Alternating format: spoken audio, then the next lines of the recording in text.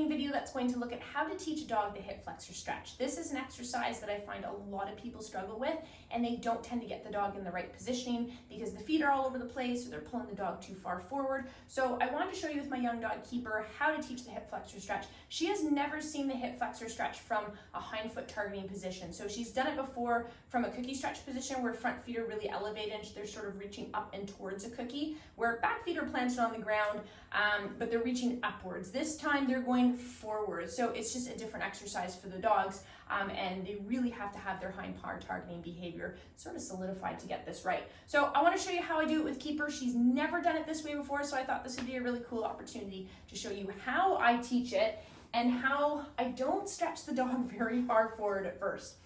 Okay, so let's get her going. Break, search, target. That was missing your mark altogether. Okay, so number one is making sure that your dog is starting in a nice square position. So that's number one. I'm never in a rush to get my dog started through the exercise. I might play a little bit of It's Your Choice, especially if I feel she's being a little bit pushy, because I want them to be as thoughtful as possible for this exercise. So the key thing with the hip flexor stretch is I really don't want any foot movement. I want these front limbs to be nice and straight here, so I don't want her to be sort of in a bowed position or anything. I want the front limbs staying nice and fixed, and I want them even, because if we have them staggered, we know that we're going to be stretching one hip flexor sort of further than the other, and I don't want the dog to get all contorted. So I'm just going to start by rewarding when she just reaches a little bit forward. Now there she took a step, so we're going to go back, and obviously that was too far for her. So let's find your feet. Good girl, find your feet, yes. So get them back into that initial position. Quick game of It's Your Choice. She's holding position, this is great. Good. So there she moved a foot, so I just put her directly back. So she gets rewarded when she puts her foot back, because what I'm trying to teach her is that I don't want those front feet to move at all. Yes. And I'm pulling forward, so I'm not trying to pull too far low. I'm not pulling too high up, obviously because we have to maintain that top line. Now because hind feet are elevated, I am going to be naturally a little bit lower, but I don't want to be too low. So we have to be, there's so many different things to think about with this exercise. Good. Good. So notice how small of a reach forward. Am I arguably really stretching the hip flexors right now? No, I'm not, but I'm training the exercise. So that sort of has to be done first. Good. There she moved, so I'm going to put her back in position.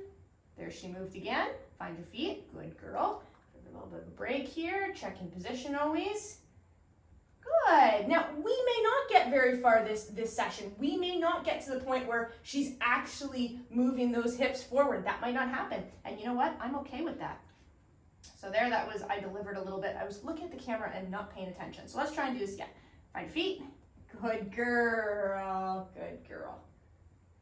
Good. So here she's trying to figure out the name of the game. Yes, good girl. Name of the game is keep your feet in position. Good. Now, I want to make sure I don't go too low. So we don't want to just do this. Keeper knows all about the push-up position. And I don't want this. I don't want to just go too far low here, because then arguably I'm not actually stretching through those hip flexors at all, right? So I'd rather go slow and just really work on the whole reaching forward. Good. Good. Excellent. Good job. There she moved her feet, so find your feet. Good girl. And try again. There she moved again. Now, if it becomes the point where you find your dog's moving their front feet a lot, then I would sooner just put a front foot target down, right? So I'm trying without it because I just want to sort of see how she does here. Good. Good. Good. Notice how I'm also starting to get her into, I'm just going to hold her and show you here, a little bit of the swinging action. So I bring her back to release the stretch, and then I'm trying to bring her forward to activate the stretch. Then I bring her back to release the stretch. However, we don't want any of those front feet moving. So let's try again. But that's when I'm starting to get into it. So at first, it's very just little reaches forward towards that cookie. And then I'm going to get into just a little bit of that swing where the feet aren't actually moving. Good. Stretch. Good girl. Good. So there we go. We're starting to get a little bit more of a stretch here, which is great. Fix your feet. Find your feet. Yes, good girl. So foot position, you can see I'm a bit of a stickler on this because I'd rather take this super slow but know that my dog had proper foot positioning than trying to stretch too far and realizing that things are all sort of out of whack. Now, if this is something that you're working on, that's fine, but then I wouldn't stretch too far, especially if my dog's feet were staggered. Maybe this is an exercise you park for a little bit as you try to improve you're finding that balanced stack position and feet even. Good, that's better. Yes, good girl. So now we're starting to get it, and I'm going to end pretty quick because I want to end on a good note and not where she's actually starting to move and getting tired. Break. So those are some training tips for the hip flexor stretch. Give it a try, but after 3 or 4 reps, if you're really struggling, you might want to consider a front paw targeting piece for their front feet. Or you might want to park it. Just park this exercise for a little bit. Keep working on finding that nice little stack, and maybe just in that stack position, you're going to work on sort of static head movements where, or not static head movements, actual movements where head's moving up or maybe forwards or to the left or to the right to get them used to keeping their feet in position while that head moves. Give it a try. I'm back again because when I'm working on a new exercise with my dog, I tend to do multiple sessions in a day, and they're quick and they're not back to back. So I worked on hip flexor stretch for the first time with you guys like an hour ago. I've now come back in to work on it for a second time. And again, I'm keeping it super short. This isn't a long training session, but I do want to do multiple training sessions when I'm trying to solidify behavior with my dog. Okay, so let's have her find her feet. Good girl. Excellent, well done. So again, positioning is always number 1 for me. Well done. Good. And if they get a little bit pushy, I'm just gonna play it's your choice in the moment. And now I see that the back feet are all staggered, so we want to reposition. And I'm just gonna toss and reset. Break, search. Okay. Target. Good girl. Okay, find your feet. Well done. Good. Good girl. Stretch. Good. Find your feet, find your feet, good. So again, I'm really looking for that even foot position. Stretch, yes, good girl. And if she gets a little bit pushy, again, going to it's your choice or something to sort of stop it. It might mean for you that you take food directly out of your hands and you ask for a hand target. That could also be the case. So there's always different ways to skin a cat, so don't feel like you have to hold the treats in your hand. If your dog doesn't quite have it's your choice just yet, which is fine, you're still working on that, then maybe just dump the food altogether and go from there. She's not being pushy enough that I'm willing to dump the food yet from my hands, but if she was to continue like that, I definitely would. Good girl. Good, stretch. Nice.